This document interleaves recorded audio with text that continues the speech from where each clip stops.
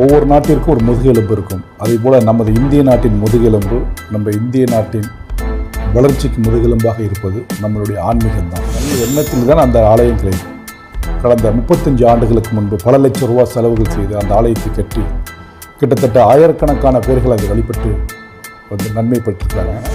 பாதி இடம் இவங்க பேரில் இருக்குது, பாதி இடம் மாநகராட்சியில் பேரில் இருக்குது, கட்டியிருக்கிறாங்க. அது 35 ஆண்டுகள் ஆகிடுச்சு. இது மாநகராட்சிக்கும் அந்த இடங்கள் தேவையில்லை. இதுதான் காரணம். வளர்ந்துட்டாங்க, ஆலயம் வளர்ந்துடுச்சு, கூட்டம் நிறைய வர ஆரம்பிச்சிருச்சு. முறைப்படி நீங்கள் வந்து நீதிராட்சிக்கும் பார்வதி அம்மாளுக்கும் தான் வழக்கு நடந்துட்டு இருக்குது. சம்பந்தம் இல்லாத மூன்றாவது நபர்கள் தேர்ட் பர்சனாக இந்த வழக்கிற்கும் இதற்கும் இந்த ஆலயத்திற்கும் சம்பந்தம் இல்லாதவர்கள் தான் மாலவியும் மாலவியை சார்ந்த நபர்களும். எப்படி சொல்ல வேண்டும்னா, மனசாட்சிக்கு புறம்பாகவும் சட்டத்திற்கு புறம்பாகவும் ஆன்மீகம் கூட ரெண்டாவது பட்சம். மனசாட்சிக்கு உனக்கு அதுக்கு சம்பந்தமே இல்லை. இன்னொருத்த வீட்டு பாக்கெட்லேருந்து பண்ணுறதுக்கு என்ன வேலை இருக்குது? வந்து கோயில் இடிச்சிருக்கிறார்கள், விக்கிரகங்கள்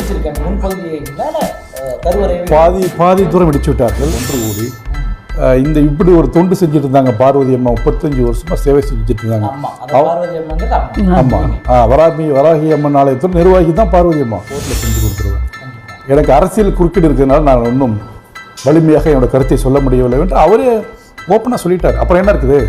இது முழுக்க காரணனால் இவர்களுடைய வளர்ச்சியை பொறுத்து கொள்ள முடியாதவர்கள், அங்கே ஆலயம் இருந்து வளர்ச்சி அடைவதை பொறுத்து கொள்ள முடியாத சில கிறிஸ்துவர்களும் அதுக்கு உடந்தையாக இந்த மாலதி கவுன்சிலர் மாலதியும் செயல்பட்டது. இந்த ஆலயத்தை முடக்குவதற்காகவும் அமைப்புகளும் பார்வதி அம்மாவுக்காக சாதகமாக போராடினார்கள். ஒரு கோயில் தான் அவங்க எல்லாமே காசை பூரா அவங்க வச்சிருந்த காசு எல்லாத்தையும் அந்த கோயிலுக்கே போட்டிருக்காங்க. பல லட்சம் ரூபா செலவு செய்து கோயிலை நிர்வாகம் பண்ணிட்டு வர்றாங்க. கோயிலை கட்டிருக்காங்க. அந்த கோயிலை மனசாட்சி இல்லாமல் இன்னைக்கு இடிக்கிறாங்க. இது எவ்வளவு குறிக்கோள் கொள்கையும் அந்த நம்மளோட கலாச்சாரத்தை, நாகரிகத்தையும், ஆன்மீக வழிபாட்டையும் மாற்றி அமைக்கணுங்கிறது தான் இந்த மாலதி சார்ந்த நபர்களுடைய புத்தியாக இருக்குன்னு நினைக்கிறேன். ஏன்னா வராகி அம்மனே கதியாக இருந்தாங்க. அந்த வராகி அம்மனே இன்னைக்கு அவங்கள அதை விட்டு வெளியேற்றிருச்சு. இன்னைக்கு நிராயுத பணியாக நிற்கிறாங்க. சாப்பாட்டுக்கு வழி இல்லாமல், இருக்கிறதுக்கு இடம் இல்லாமல் என்ன பண்ணுவாங்க? பார்வதி வயசு 86 வயசாகுது. ஒரு 86 வயசு உள்ளவங்களை பார்த்தா அவங்கள உதவி செய்யணும் தான் முதல்ல என்ன வரும். உங்களுடைய கோயில் ஆலயங்களை அடித்து பிடுங்குறாங்கன்னா இது நான் என்ன சொல்கிறது? திமுக அரசு மேலே குறை சொல்கிறதா, இல்லை அந்த கவுன்சிலர் மேலே குறை சொல்கிறதா, இல்லை அரசாங்கத்தை எதை சொல்கிற முடியும்? அரசாங்கம் தான் இதெல்லாம் கண்டு களை எடுக்க வேண்டும். தர்மத்தில் எல்லாம் ஒன்று, எல்லா மதங்களும் சிறந்த அப்படின்னு ஒரு பொதுவான கண்ணோடு செயல் பண்ணும். இது யார் செஞ்சிருக்கா? ஒரு சாதாரண மனுஷன் செஞ்சுட்டா பரவாயில்ல. ஒரு கவுன்சிலர், மக்களால் தேர்ந்தெடுக்கப்பட்ட ஒரு திமுக கவுன்சிலர் மாலதி அவங்க இந்த வேலை சட்டத்தை நீ மதிக்கலைன்னா ஒரு சாதாரண குடிமகனை எப்படி மதிக்க? போராட்டங்களே இல்லை. அந்த உண்ணாவிரதம் இருந்து இந்த கோயிலை வீட்டு பார்வதி அம்மாட்ட கொடுக்கணும் அப்படிங்கிறது தான் மடாதிபதிகள், துறவிகள், எங்களுடைய இந்த அமைப்புகளோட ஒரு குறிக்கோளாக கொள்கையாக வைத்து அந்த உண்ணாவிரதம் இருக்கிறோம். நண்பர்களே, நம்ம தினந்தோறும் வந்து பார்த்தீங்கன்னா பல பிரச்சனைகளை வந்து நம்ம வந்து பார்த்துருக்கோம். இன்னைக்கு ஒரு மனிதனுடைய ஒழுக்கத்துக்கு மெயினான ஒரு காரணமே எதுன்னு சொல்லி கேட்டிங்கன்னா, அடிப்படையாக இருக்கக்கூடியது நம்புறது எதுன்னு சொல்லி கேட்டிங்கன்னா ஆன்மீகம் தான். அந்த ஆன்மீகத்தில் இருக்கக்கூடியவங்களுக்கே ஒரு பிரச்சனையாக இருந்தால் கூட பரவாயில்ல, ஆனால் அந்த ஆலயத்துக்கு ஒரு பிரச்சனையாக இருக்குது அப்படின்னு சொல்லிட்டு நம்ம சார் அவர்கள் வந்து அழைச்சிருக்காங்க. என்ன பிரச்சனை அப்படிங்கிற அவர்கிட்ட கேட்போம். வணக்கம் சார். வணக்கம் சார்.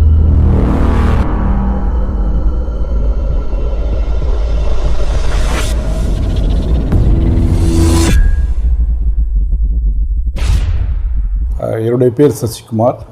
நான் சிவசேனா கட்சியுடைய மாநில செயல் தலைவராக இருக்கிறேன்.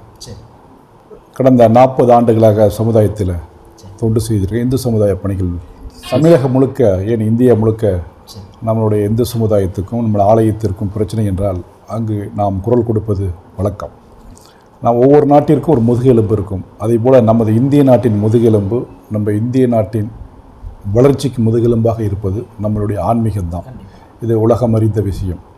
அதனாலே நாம் இந்தியா முழுக்க, குறிப்பாக தமிழகத்தில் இந்து சமுதாயத்துக்கும் ஆலயத்திற்கும் மடாதிபதிகளுக்கும் துறவிகளுக்கும் எங்கெல்லாம் பிரச்சனை ஏற்படுகிறதோ அங்கெல்லாம் குரல் கொடுப்பது நம் வழக்கம்.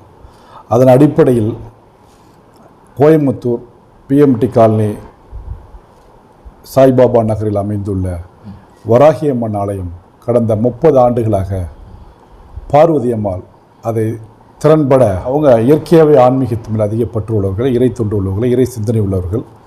அதேபோல் இந்த சமூகத்திற்கு, மக்களுக்கு நல்ல சிந்தனைகளை தூண்ட வேண்டும், எண்ணங்களை உற்பத்தி பண்ண நல்ல எண்ணத்தில் தான் அந்த ஆலயங்களை கடந்த 35 ஆண்டுகளுக்கு முன்பு பல லட்சம் ரூபா செலவுகள் செய்து அந்த ஆலயத்தை கட்டி கிட்டத்தட்ட ஆயிரக்கணக்கான பேர்கள் அதை வழிபட்டு வந்து நன்மை பெற்றிருக்கிறாங்க.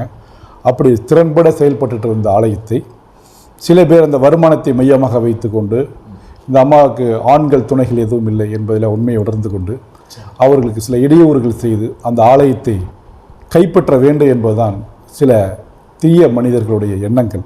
அவர்கள் வருமானத்தை மையமாக வைத்து தான் அந்த ஆலயத்தை கைப்பற்றினார்கள். சமூக சிந்தனை பார்வதி அம்மாவை போன்று சமூக சிந்தனையோட சமூக அக்கறையோடு செயல்படவில்லை.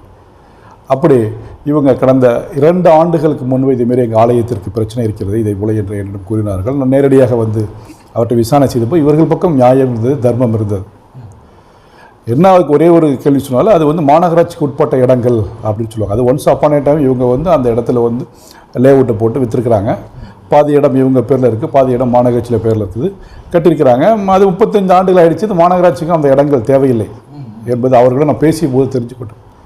ஆனால் இந்த மாநகராட்சியை தவறாக பயன்படுத்தி மிஸ்யூஸ் பண்ணி அங்கே உள்ள கவுன்சிலர் மாலதி மற்றும் அவரை சார்ந்தவர்கள், இன்னும் குறிப்பாக சொல்லணும்னா என்ன கட்சி திமுக சார்ந்த ஒரு கவுன்சிலர், அவர்களுக்கு சப்போர்ட்டாக வந்து சில மாற்று சமூகத்தை கிறிஸ்துவ சமூகத்தை சேர்ந்தவர்களும் இருந்து இவர்கள் அங்கிலிருந்து அப்புறப்படுத்த வேண்டும் என்று திட்டமிட்டு அதுக்கு மாநகராட்சியை தவறாக பயன்படுத்துகிறார்கள். கண்டிப்பாக இப்போ 35 வருடங்கள் இல்லாத ஒரு எதிர்ப்பு இப்போ திடீர்னு வருவதற்கு காரணம் எத்தனை வருடங்களுக்கு அப்புறம் இந்த எதிர்ப்பு வந்துச்சு? 35 வருஷத்துக்கு முன்னாடி அதான் அவங்க தான் 35 வருஷத்துக்கு முன்னாடி அவங்களே லேஅவுட்டு போட்டு விற்பறாங்க. அப்போ அங்கே டெவலப்மெண்ட் இல்லை அந்த ஏரியா.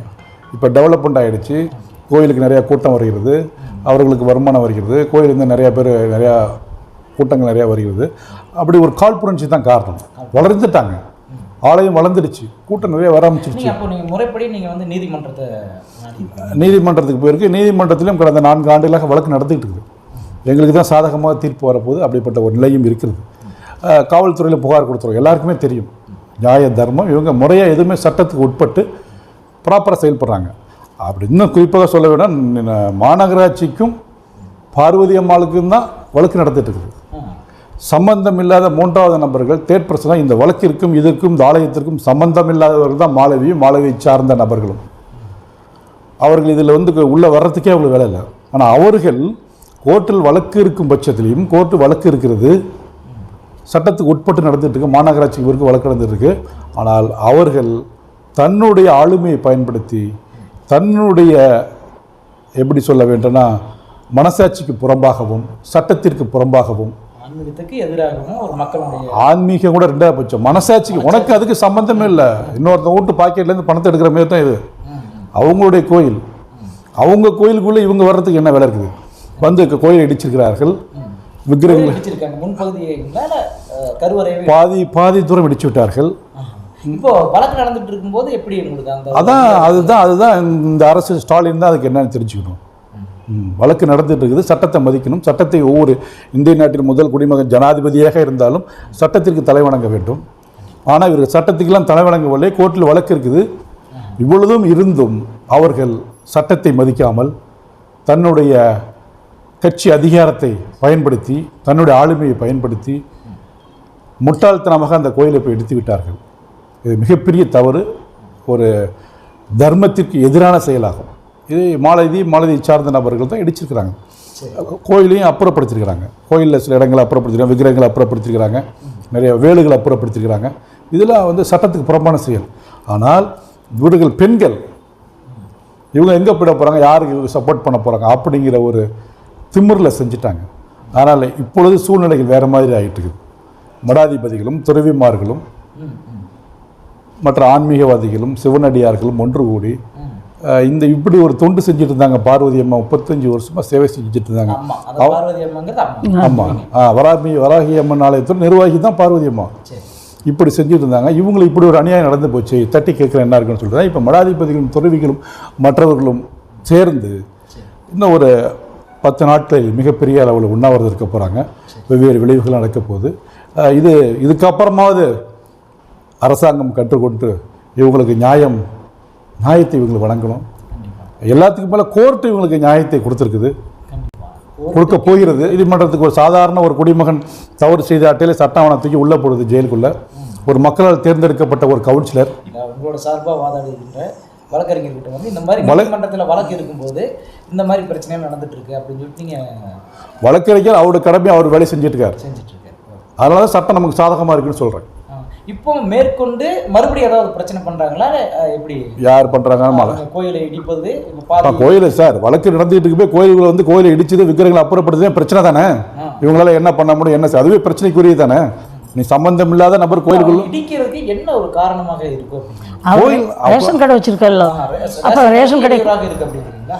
இல்லை இல்லை இல்லைப்பா. அதாவது அது என்னன்னா பக்கத்தில் வந்து ஒரு பகுதியில் வந்து அந்த கோயிலுக்கு பக்கத்தில் இந்த கார்பரேஷன் கூட்டுறவங்க அந்த புக்கு இதை வச்சு அதை சொல்கிறாங்க.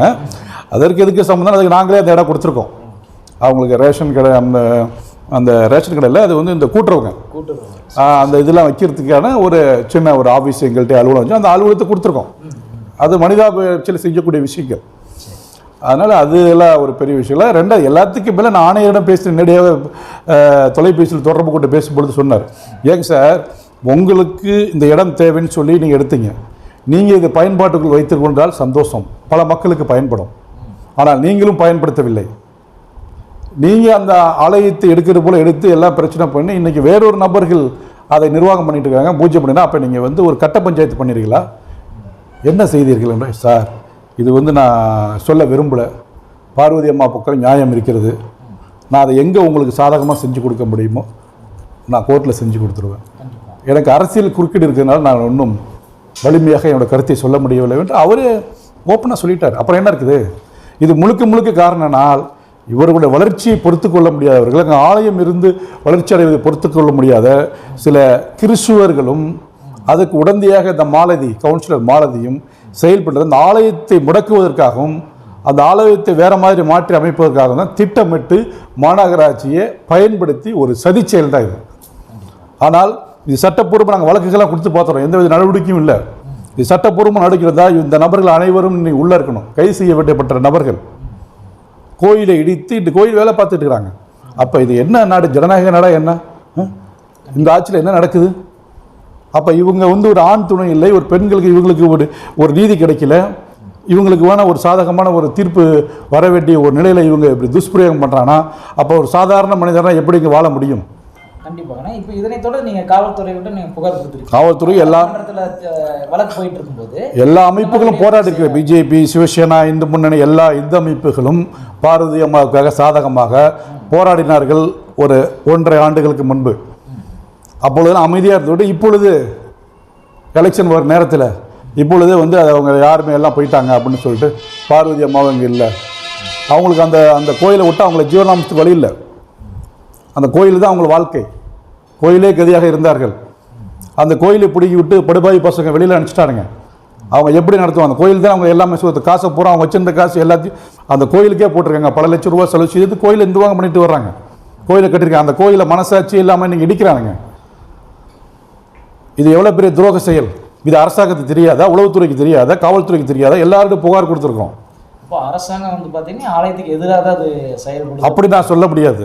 அரசாங்கம் இப்போ ஸ்டாலின் இதெல்லாம் பார்த்துட்டு இருக்க முடியும்? இதுமாரி நிறைய நாட்டில் பிரச்சனை நடக்கும்.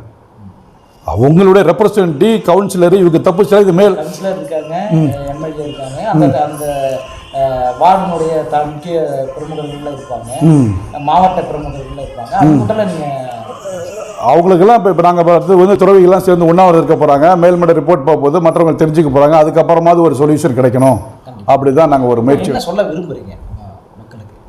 இந்த கோயில் இடிக்கிறாங்கன்னு சொல்கிறாங்க இல்லைங்களா? உண்ணாவிரதம் வந்து நீங்கள் இருக்க போகிறீங்க, வேற என்ன எதிர்பார்க்குறீங்க? என்ன வேணும் அப்படின்னு சொல்லி நீங்கள் போகிறீங்க? நமக்கு அந்த கோயில் கிடைச்ச போதும் சார். வந்து உங்களுக்கு வந்து வேணும் அப்படிங்கிறது உங்களோட வாதம்.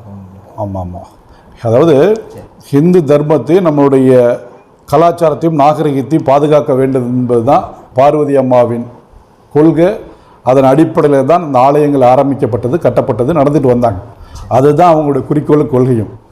அந்த நம்மளுடைய கலாச்சாரத்தையும் நாகரிகத்தையும் ஆன்மீக வழிபாட்டையும் மாற்றி அமைக்கணுங்கிறது தான் இந்த மாலதி சார்ந்த நபர்களுடைய புத்தியாக இருக்குன்னு நினைக்கிறேன். ஏன்னா அங்கே வந்து ஒரு மக்கள் 2000 மக்கள் ஒவ்வொரு பௌர்ணமி அமாவாசையில் வந்து வழிபட்டு இருக்காங்க அப்படின்னா அப்போ அவங்க வளர்த்து கொண்டு வரது. இப்போ நீங்களே கேள்வி கேட்டீங்க, அந்த கோயில் வந்து அங்கே கட்டி வைக்கிறது என்ன காரணம், அங்கே என்ன விஷயம் அப்படின்னா ஒரு காலகட்டத்தில் அந்த இடத்துல டெவலப்மெண்ட் இல்லாமல் இருந்துச்சு. அதை டெவலப்மெண்ட் பண்ணி கொண்டு வந்து எவ்வளோ கஷ்டப்பட்டிருப்பாங்க. அதை நம்ம நடைமுறைப்படுத்தி நம்ம இது பண்ணணும்.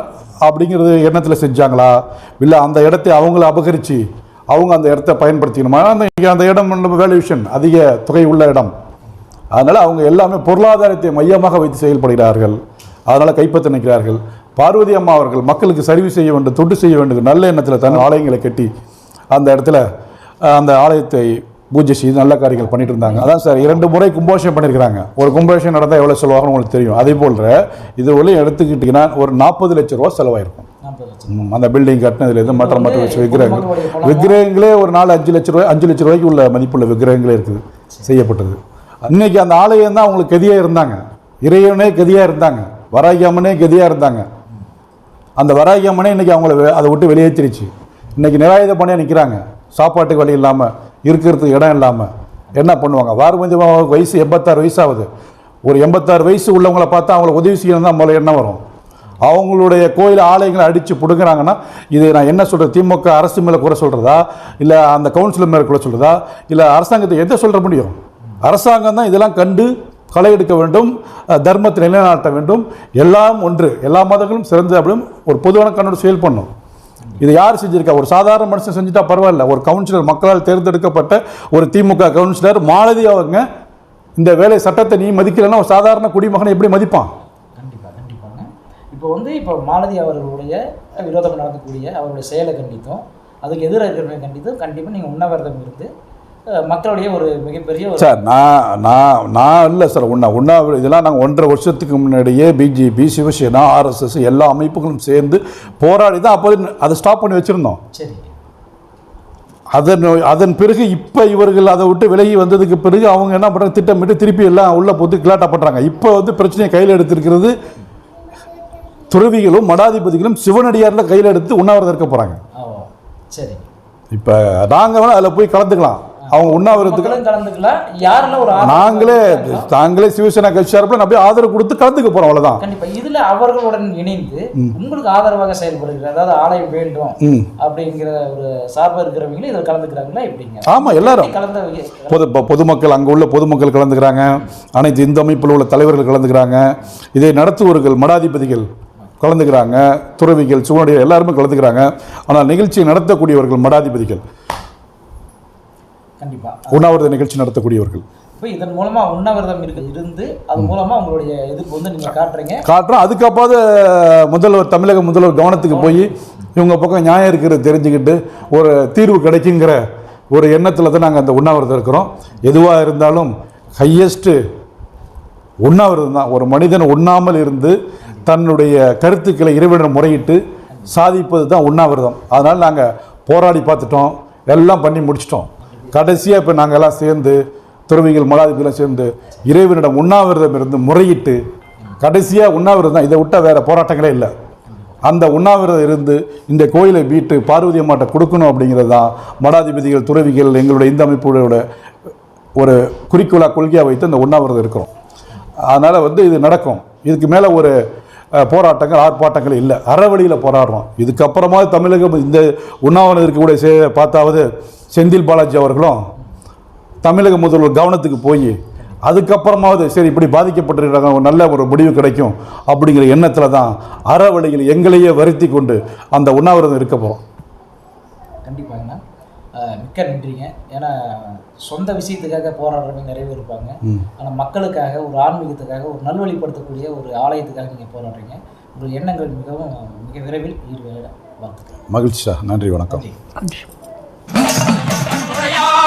எல்லாம் வல்ல தாயும் அவளே ஆயிரம் திருநாமமே இங்கு பல கோயே எங்கும் நீர்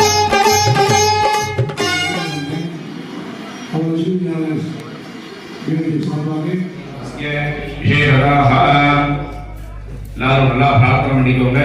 அந்தந்த